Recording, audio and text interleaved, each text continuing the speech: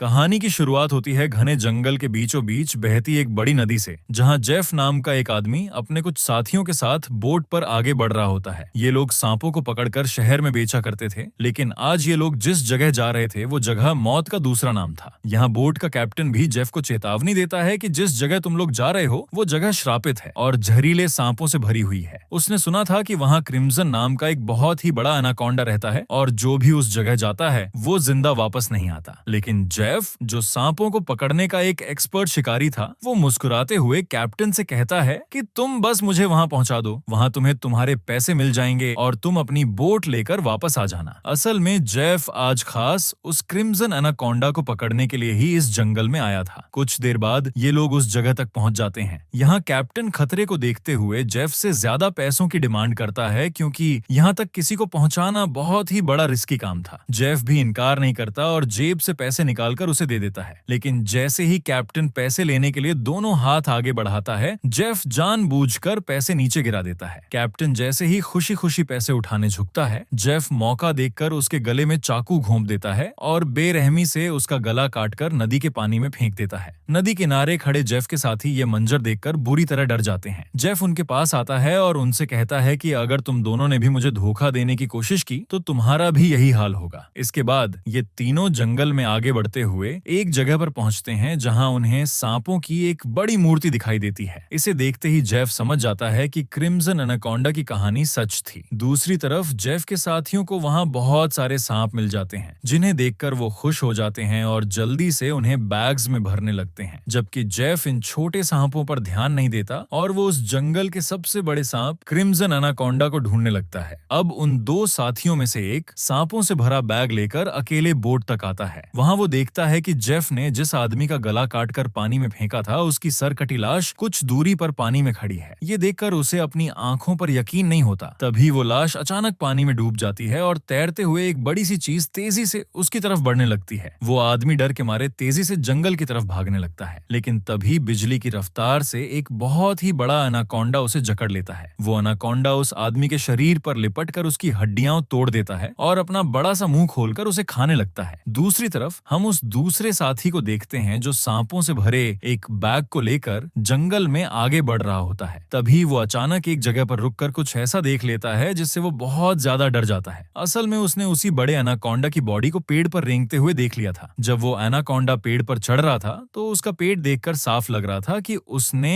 अभी अभी किसी इंसान को जिंदा निगल लिया है। इससे पहले कि वो आदमी अपनी जान बचाकर भाग पाता, तभी उस एनाकोंडा ने अपने पेट से उसके साथी की लाश को उगल दिया। इसके बाद उस सांप ने दूसरे आदमी को भी जकड़ लिया। वो उसे जोर से दबाता है और पेड़ से लिपटकर उसकी हड्डियां तोड़ते हुए उसे भी खाने लगता है। ये सब कुछ थोड़ी दूरी से जेफ भी देख रहा होता है, लेकिन अपने साथी को मरता देख जेफ को दुख नहीं बल्कि खुशी हो रही थी, क्योंकि जेफ भी यही चाहता था कि कोई उस सांप का चारा बन जाए और जब वो शिकार खाने में बिजी हो तब जेफ उसे बेहोश करके पकड़ ले। इसके बाद जेफ अपनी गन निकालकर उसे बेहोश करने ही वाला था कि तभी अचानक जंगल के सभी जानवर और बर्ड्स शोर मचाने लगते हैं। वो आवाजें सुनकर एनाकोंडा अपने शिकार को वैसे ही छोड़कर वहां से चला जाता है। जरूर जंगल में कुछ तो ऐसा था जिससे वो विशाल जानवर भी डर रहा था। अब यहाँ सीन कट होता है और हमें एक सर्कस शो दिखाया जाता है जो बंद होने की कगार पर था। कोई भी इस शो को देखने में इंटरेस्ट नहीं रखता था। तभी सर्कस के मालिक के पास बिली यांग नाम का एक लड़का आता है। वो मालिक को पैसों से भरा एक सूटकेस देता है और सर्कस में काम करने वाले सभी लोगों को खरीद लेता है, क्योंकि उसने थाईलैंड जाकर एक नया शो खोलने का प्लान बनाया था। सर्कस के लोग बिली के पास इतना पैसा देखकर हैरान रह जाते हैं, क्योंकि कुछ साल पहले बिली भी उन्हीं के साथ काम करता था और बहुत गरीब हुआ करता था। किसी को समझ नहीं आ रहा था कि वो रातों रात इतना अमीर कैसे हो गया। अगली सुबह बिली एक बोट के जरिए पूरी टीम को थाईलैंड ले जाने निकल पड़ता है। चूंकि बिली ने सबको खरीद लिया था, इसलिए सब चुपचाप उसकी बात मानकर बोट में बैठ जाते हैं। रास्ते में बिली बाथरूम में छिपकर किसी को कॉल करता है और कहता है, डिलीवरी तैयार है, जल्द ही मैं इन लोगों को लेकर तुम्हारे पास पहुंच जाऊंगा।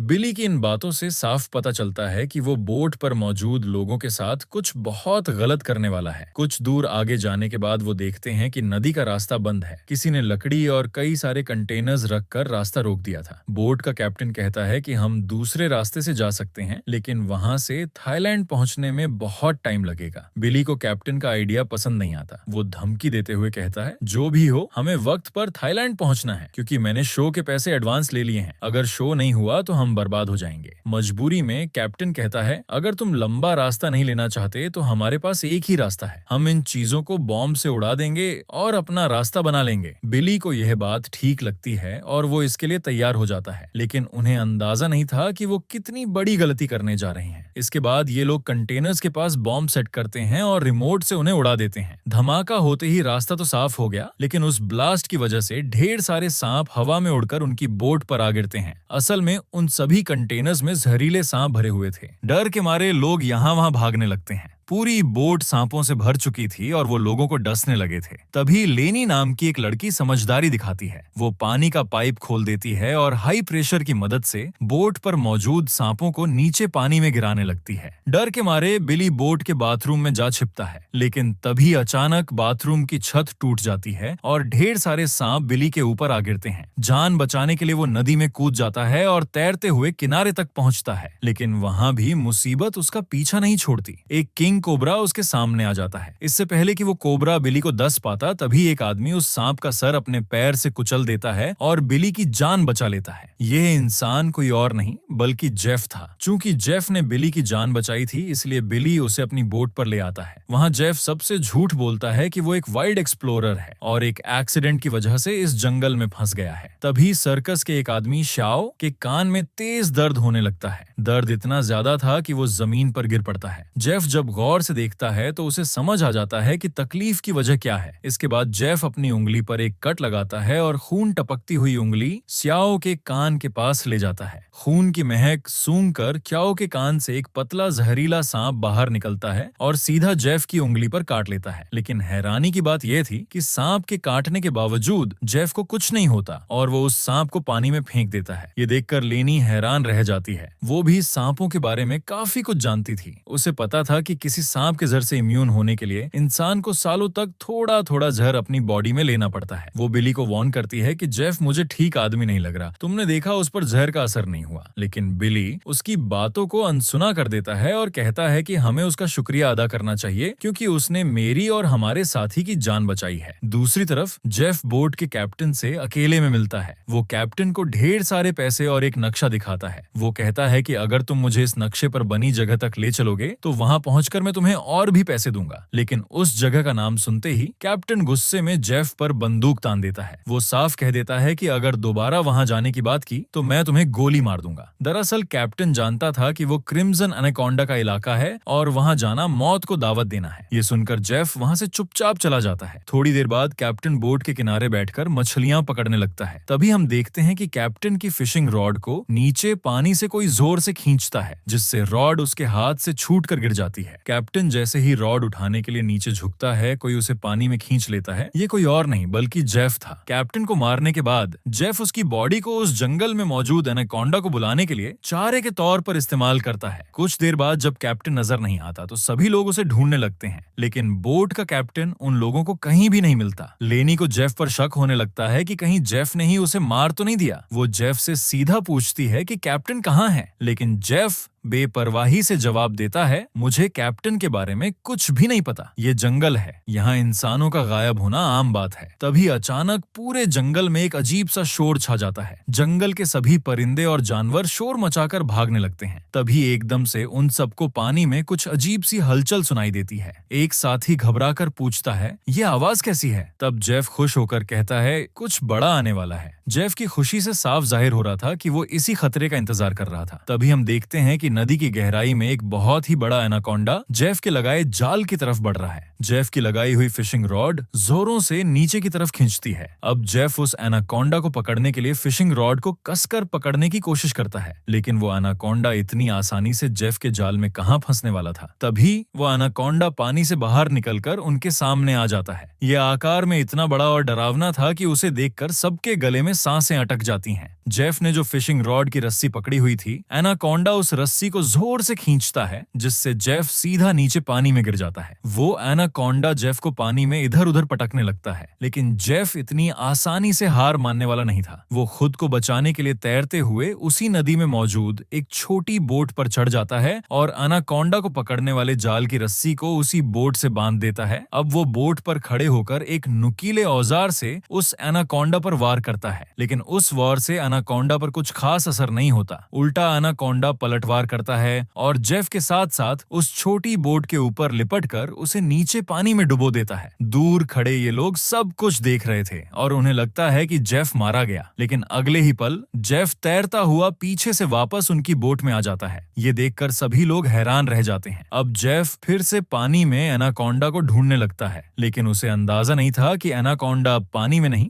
बल्कि उसके पीछे बोट की छत पर है। अचानक एनाकोंडा सबके सामने अपने मुंह से कैप्टन की लाश को उगल देता है। ये खौफनाक मंजर देखकर बोट पर मौजूद सभी लोग दहशत में आ जाते हैं और खुद को बचाने के लिए इधर उधर भागने लगते हैं। वो एनाकोंडा कमरे में बंद सर्कस के 2 साथियों को मारने ही वाला था कि तभी पीछे से जेफ हाथ में एक नुकीला हथियार लिए एनाकोंडा पर हमला कर देता है। इस हमले से एनाकोंडा और भी ज्यादा गुस्सा हो जाता है और अपना ध्यान उन लोगों से हटाकर जेफ की तरफ कर लेता है। जेफ खुद को बचाने के लिए वहां से छिप जाता है, मगर एनाकोंडा भी उसका पीछा नहीं छोड़ता। वो जेफ को ढूंढने के लिए बोट के अंदर घुस जाता है, जहां सर्कस के बाकी लोग भी छिपे हुए थे। लकीली एनाकोंडा अंधेरे में छिपे बिली और डायना को देख नहीं पाता। वो उनके ऊपर से रेंगते हुए खिड़की से होकर बोट के दूसरे हिस्से में निकल जाता है। एनाकोंडा इन लोगों को ढूंढते हुए जब बाथरूम की तरफ जाता है तो वो एक बच्चे और स्याओ को देख लेता है। एनाकोंडा तुरंत उन दोनों पर हमला कर देता है, लेकिन ये दोनों फुर्ती से खुद को बचाते हुए वहां से निकल जाते हैं। अब उनके पास लेनी भी पहुंच जाती है। जैसे ही एनाकोंडा लेनी पर हमला करने के लिए आगे बढ़ता है, स्याओ समझदारी दिखाता है। वो एनाकोंडा के सिर के आगे एक मटका कर देता है, जिससे एनाकोंडा का सिर उस मटके के अंदर फंस जाता है। मटके से अपना सिर निकालने के लिए एनाकोंडा तड़पने लगता है और इसी हलचल में वहां रखा केरोसिन ऑयल का एक कैन गिर जाता है, जिससे तेल जमीन पर फैलने लगता है। एनाकोंडा अपने सिर से मटके को निकालने के लिए पूरी तरह से बेकाबू हो जाता है। वह यहाँ वहां खुद को पटकता है और आखिर में अपने सिर को बोर्ड से टकराकर उस मटके को तोड़ देता है, जिससे उसका सिर आजाद हो जाता है। लेकिन आजाद होते ही पीछे से जेफ उस एनाकोंडा के गले में रस्सी का फंदा डाल देता है। इससे पहले कि जेफ उस एनाकोंडा को पूरी तरह काबू कर पाता, तभी नीचे गिरे केरोसिन ऑयल की वजह से बोट में आग लग जाती है। आग धीरे धीरे बढ़ते हुए बोट में रखे बॉम्ब्स तक पहुंच जाती है, जिससे वहां धमाके होने लगते हैं। तभी बोट में एक बहुत बड़ा ब्लास्ट होता है। बोट पर मौजूद सभी लोग खुद को बचाने के लिए पानी में कूद जाते हैं, लेकिन जेफ ने एनाकोंडा के गले में रस्सी बांधी थी, जिस वजह से वह भाग नहीं पाता और आग में जलकर मर जाता है। ये लोग जैसे तैसे तैरते हुए नदी के किनारे तक पहुंच जाते हैं। अपने जहाज को जलता देखकर बिली यांग रोने लगता है। वह इस वजह से रो रहा था कि अब ये लोग समय पर थाईलैंड नहीं पहुंच पाएंगे और उसका शो बर्बाद हो जाएगा। सर्कस के बाकी लोग बहुत ज्यादा डरे हुए थे, क्योंकि ये सभी जंगल के बीचों बीच फंसे थे और अब उनके पास वापस जाने के लिए बोट भी नहीं थी। लेनी समझ चुकी थी कि इन सब का जिम्मेदार जेफ है। उसने उनके जहाज को एक जाल के तौर पर इस्तेमाल किया था। वह जेफ पर चिल्लाती है कि अगर तुमने ऐसा ना किया होता तो आज हम पर इतना बड़ा खतरा ना आता। जेफ जवाब में कहता है, तुम लोग जानते भी हो कि उस एक एनाकोंडा की कीमत कितनी है। अगर तुम लोगों ने उसे पकड़ने में मेरा साथ दिया होता तो आज हम सब करोड़पति होते। पैसों का नाम सुनते ही बिली यांग की आंखें चमक उठती हैं। वह थाईलैंड जाने का प्लान तुरंत कैंसिल कर देता है और दौड़कर जेफ के पास आता है। वह कहता है, मैं तुम्हारे साथ हूँ, बताओ इस एनाकोंडा को पकड़ने के लिए हम क्या कर सकते हैं और हमें पैसे कैसे मिलेंगे। उसके बाद जेफ एक मैप निकालता है और उन्हें दिखाते हुए कहता है, अगर तुम लोग मेरी मदद करोगे तो इस मैप के जरिए मैं तुम्हें 1-2 दिन के अंदर थाईलैंड पहुंचा दूंगा। अब यहाँ बिली यांग और टीम के बाकी लोग जेफ की बोट तक जाने के लिए मान जाते हैं, लेकिन लेनी को जेफ पर बिल्कुल भी भरोसा नहीं था, इसलिए वह वहां जाने से साफ इनकार कर देती है। तभी सर्कस टीम की एक लड़की की तबीयत अचानक खराब होने लगती है। जब बिली यांग उसके कंधे को देखता है तो उन्हें पता चलता है कि उस लड़की को एक बहुत ही खतरनाक मकड़ी ने काटा है, जिसके जर से उसकी जान भी जा सकती थी। ये देखकर जेफ वहां मौजूद सभी लोगों से कहता है, मेरे पास एक ऐसी दवाई है जिससे उस लड़की का इलाज हो सकता है, लेकिन वह दवाई मेरी बोट में रखी हुई है। अगर तुम इसका इलाज करना चाहते हो तो तुम्हें मुझे मेरी बोट तक पहुंचाना होगा। अब न चाहते हुए भी लेनी जेफ के साथ चलने को तैयार हो जाती है। कई घंटों के सफर के बाद जब एक साथी नदी का पानी पीने लगता है तब जेफ उसे रोक देता है। जेफ सभी को चेतावनी देता है कि यहाँ का पानी कभी मत पीना। यहाँ के पानी में ऐसे कीड़े हैं जो पीते समय इंसान के शरीर में चले जाते हैं। इसके बाद वो कीड़े इंसान के अंदर ऐसी प्यास जगाते हैं कि वह पानी पीते पीते खुद को नदी में डुबोकर मार देता है। रास्ते में इन लोगों को भूख लग जाती है। तब जेफ पास के पत्थरों से एक सांप पकड़ता है और फिर ये लोग सांप का जहर निकालकर उसे पकाते हैं और उसे खाकर गुजारा करते हैं। इसके बाद ये लोग फिर से अपना सफर जारी रखते हैं। कुछ देर बाद रात हो जाती है। रात को ये लोग पहाड़ की एक सुरंग में रुकते हैं जहाँ ये आग जलाते हैं और जेफ साइड में बैठा अपने मैप पर बने हुए एनाकोंडा को देख रहा होता है। जेफ उस वक्त के बारे में सोचता है जब वो एनाकोंडा उसके सामने आया था। वो एनाकोंडा जेफ को मारने ही वाला था, लेकिन जेफ ने समझदारी दिखाते हुए एक लकड़ी के बॉक्स में खुद को छिपा लिया था। वो बॉक्स एक ढलान पर रखा हुआ था, इसलिए जेफ के अंदर जाते ही बॉक्स लुढ़कते हुए नीचे नदी तक पहुंच गया।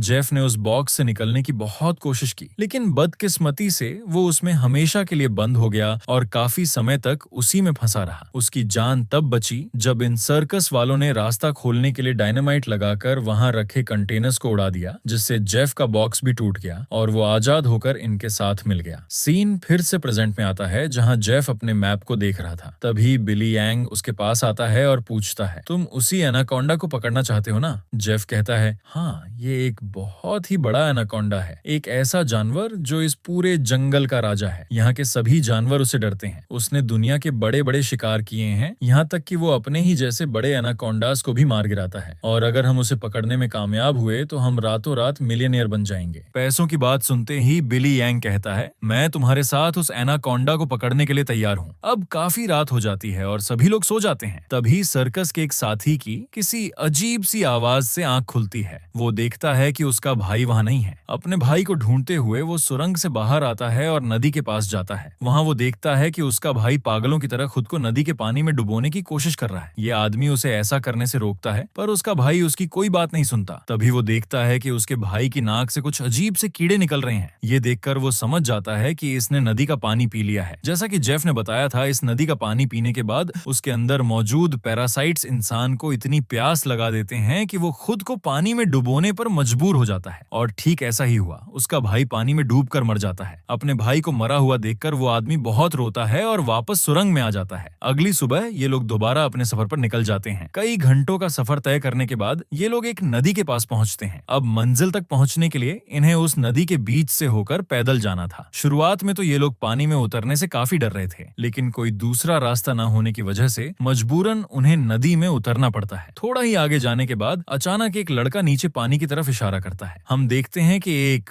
विशाल एनाकोंडा ने पानी के अंदर ही अंदर उन लोगों को चारों तरफ से घेर लिया है। इनका वो साथी जिसका भाई कल रात ही मरा था, वो डर के मारे सबके पीछे पीछे चल रहा था। तभी अचानक पीछे से वो बड़ा एनाकोंडा उस पर हमला कर देता है और उसे बुरी तरह जकड़ लेता है। लेनी उसकी मदद करने के लिए आगे बढ़ती है, पर वो कुछ कर नहीं पाती क्योंकि उसके पहुंचने से पहले ही एनाकोंडा उस आदमी की हड्डियों को तोड़ चुका था और फिर वो उसे अपने साथ पानी की गहराई में खींच ले जाता है। ये खौफनाक मंजर देखकर बाकी लोग अपनी जान बचाने के लिए नदी में आगे की तरफ भागने लगते हैं। कुछ देर बाद आखिर ये सब लोग जेफ की बोट तक पहुंच जाते हैं, जहां जेफ अपने वादे के मुताबिक उन लोगों को उस लड़की के लिए एंटीडोट दे देता है जिसे कंधे पर जहरीली मकड़ी ने काटा था। अब यहाँ से थाईलैंड की जमीन भी काफी करीब थी और ये सभी वहां जाने के लिए निकलते हैं, लेकिन तभी जेफ उन लोगों को रोक देता है। दरअसल जेफ इसलिए इन लोगों को यहाँ लाया था ताकि वह इन्हें चारे की तरह इस्तेमाल कर सके। जेफ उन सब से कहता है, मैं तुम सब लोगों को वादे के मुताबिक सही सलामत यहाँ तक ले आया हूँ, लेकिन अब तुम लोगों को भी अपना वादा पूरा करना होगा। तुम्हें मेरी मदद करनी होगी। तब वह छोटा बच्चा जेफ से कहता है, अगर तुम्हारी यह मदद उस एनाकोंडा से जुड़ी है तो हम तुम्हारी कोई मदद नहीं करेंगे। इनकी ये बातें सुनते ही जेफ अपनी गन निकाल लेता है और बिली यांग भी चाकू निकालकर उसका साथ देने लगता है। बिली सबसे कहता है कि जेफ जो भी कह रहा है तुम्हें उसकी बात माननी चाहिए। यहाँ लेनी कहती है, तुम लोग पागल तो नहीं हो गए हो? उस एनाकोंडा को पकड़ना बहुत मुश्किल है। क्यों तुम लोग अपनी जान से हाथ धोना चाहते हो? जेफ कहता है, हाँ तुम ठीक कह रही हो। उस एनाकोंडा को पकड़ना मुश्किल तो है पर नामुमकिन नहीं, क्योंकि जब वो शिकार को खाने में व्यस्त हो जाए तब उसका ध्यान भटक जाता है और उसे पकड़ा जा सकता है। उसके बाद बिली यांग और जेफ सर्कस टीम के 2 लोगों को रस्सी से बांधकर सांप का चारा बनाते हैं। वह बच्चा बिली यांग से पूछता है, तुम ऐसा क्यों कर रहे हो? सोचो, अगर हम लोग मर गए तो तुम्हारी सर्कस में कौन परफॉर्म करेगा? ये सुनकर बिली यांग जोर जोर से हंसने लगता है और उस बच्चे से कहता है, क्या तुम लोगों ने कभी सोचा नहीं कि मैं इतनी जल्दी कुछ ही सालों में इतना अमीर कैसे हुआ? अरे पागलों, मैं तुम लोगों को थाईलैंड में सर्कस के लिए थोड़ी लेके जा रहा था। मैं तो तुम्हारी बॉडी के ऑर्गन्स को बेचकर बहुत सारा पैसा कमाने वाला था और यही मेरा बिजनेस है। लेकिन अब देखो, मैंने अपना प्लान चेंज कर दिया। अब मैं जेफ के साथ मिल गया हूँ क्योंकि मैं जानता हूँ कि तुम्हारे बॉडी पार्ट से भी ज्यादा पैसे मुझे यह एनाकोंडा दे सकता है। दूसरी तरफ जेफ ने उन दो लड़कियों को भी बांध दिया था और अब वह एक लड़की से बदतमीजी करने लगा था। अब यहाँ वह लड़की समझदारी से काम लेते हुए ऐसा दिखाती है कि वह जेफ का साथ देना चाहती है। जेफ उसकी चाल को समझ नहीं पाता। वो लड़की जेफ के करीब आकर उसके बालों में हाथ फेरने लगती है और मौका मिलते ही वह जेफ की पॉकेट से गन निकालकर उसी पर तान देती है। लेकिन जैसे ही वो लड़की जेफ को शूट करने की कोशिश करती है तो बंदूक से गोली नहीं चलती क्योंकि उसको बंदूक का लॉक खोलना नहीं आ रहा था। अब जेफ गुस्से में आकर उससे बंदूक छीन लेता है और उसी लड़की पर तान कर उसे मारने ही वाला होता है कि तब तक लेनी ने भी खुद को आजाद कर लिया था। वह एक शीशे के नुकीले टुकड़े से जेफ के पेट पर वार करती है। जेफ दर्द में लेनी को धक्का देकर पीछे धकेल देता है, लेकिन तब वह दूसरी लड़की भी जेफ पर हमला कर देती है और पीछे से लेनी भी जेफ से बंदूक छीनने की कोशिश करती है। इसी हाथापाई में अचानक गोली चलने की आवाज आती है, लेकिन उस हंगामे में पता नहीं चल पाता कि गोली आखिर लगी किसको है। दूसरी तरफ हम उन दो लोगों को देखते हैं जिन्हें बिली यांग ने एनाकोंडा के लिए चारा बनाया था। वो दोनों बेचारे डर के मारे तड़प रहे होते हैं। कुछ देर बाद एक बड़ा सा एनाकोंडा उन दोनों को खाने के लिए धीरे धीरे उनकी तरफ बढ़ने लगता है, जबकि दूर खड़ा बिली यांग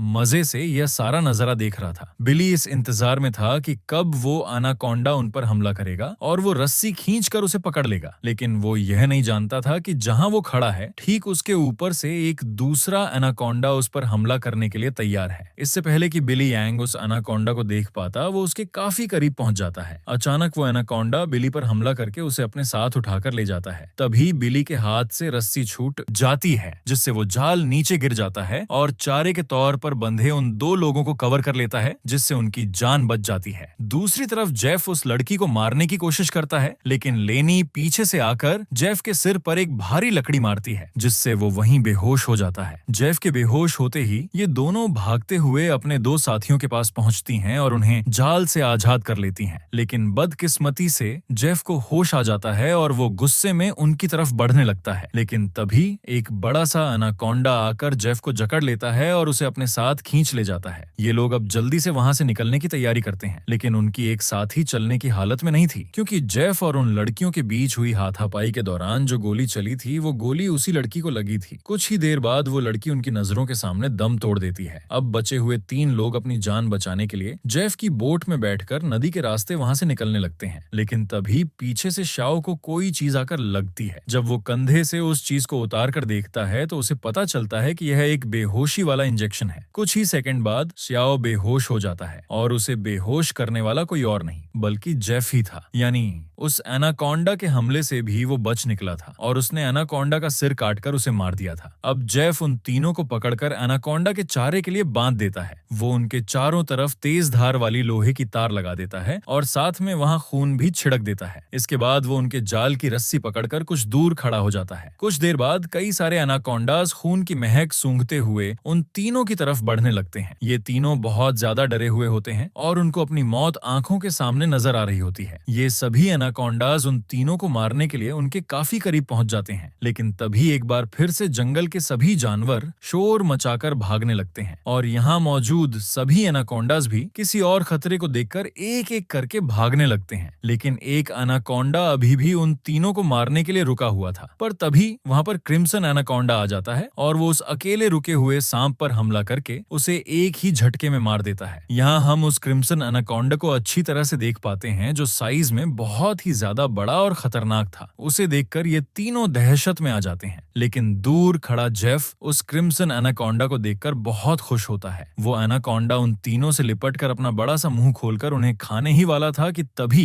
जेफ जाल की रस्सी छोड़ देता है, जिसमें वो एनाकोंडा फंस जाता है। ये एनाकोंडा अपने आप को छुड़ाने के लिए तड़पने लगता है। वो काफी जोर लगाकर खुद को आजाद करने की कोशिश करता है और जब वो आजाद नहीं हो पाता तब वो अपने तेज नुकीले दांतों से जाल की रस्सी काटकर अपना सिर बाहर निकाल लेता है, लेकिन अभी भी जाल उसकी बॉडी में फंसा हुआ था। इसलिए जेफ रस्सी को पूरी ताकत से पकड़कर उसे रोकने की कोशिश करता है, पर जेफ उस एनाकोंडा की ताकत का मुकाबला कहाँ कर सकता था। जेफ उसे पकड़ने की कोशिश में दो पेड़ों के बीच फंस जाता है और अब वो उन पेड़ों से बाहर नहीं निकल पाता। मौके का फायदा उठाते हुए वो क्रिम्सन एनाकोंडा जेफ की तरफ बढ़ता है और उसे बुरी तरह से जकड़ लेता है। ये तीनों लोग अपनी आंखों से यह खौफनाक नजारा देख रहे थे। वो डर के मारे जल्दी से खुद को छुड़ाने की कोशिश करते हैं क्योंकि उन्हें पता था कि जेफ के बाद अगली बारी उनकी है। ये लोग खुद को छुड़ाने का हर मुमकिन तरीका अपनाते हैं लेकिन उस जाल से निकल नहीं पाते। तभी वो छोटा लड़का खुद को बचाने के लिए अपने दांतों से जाल की रस्सी काटने में लग जाता है। काफी कोशिश के बाद वो रस्सी का कुछ हिस्सा काट लेता है। अब थोड़ी ही रस्सी बची थी, इसलिए वो अपने दांतों की पूरी ताकत लगाकर रस्सी को काटने लगता है, जिससे उसके मसूड़ों से खून आने लगता है। इधर क्रिम्सन एनाकोंडा